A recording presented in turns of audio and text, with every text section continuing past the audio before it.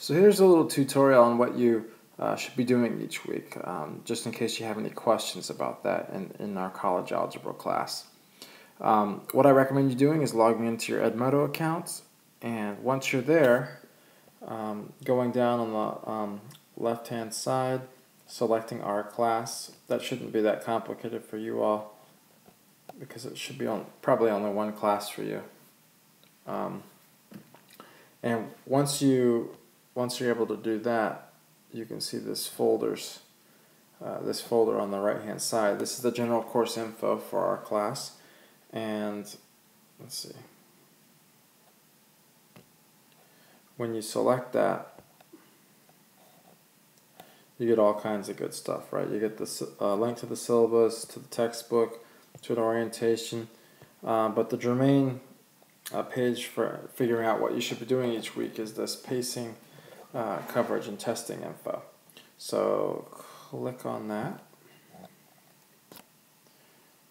and you'll see above, right, you'll see our tests, when they are, what tutorials they're going to cover. But for us right now, all we want to do is figure out what homework we should be doing this week. And you'll see down here, look, for the first week it's tutorials 11, 12, 13, and 14. For the second week, right, 15, whoops, not much of an error, 15, 16, 17, and 18. Okay? Once I have that information, I can go back to my textbook and complete those tutorials. Right? But this pacing info is inside the actual syllabus, but you can also get to it through Edmodo. So I'm going to hit back now, and I'm going to hit my link to my textbook. Let's pretend this is the first week. So all I want to do is start on tutorial 11. Here's the intro page for the textbook, okay?